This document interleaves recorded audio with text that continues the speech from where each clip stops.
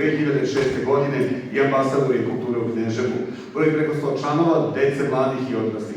Prosvjeta nastoji da bude društveno odgovorno udruženje, da brine o svojim članovima i njihovim potrebama. Nastoji da od svojih članova, pored dobrih igrača i pevača, formira dobre i karakterne ljude, što i jeste misija Kneževske prosvjete.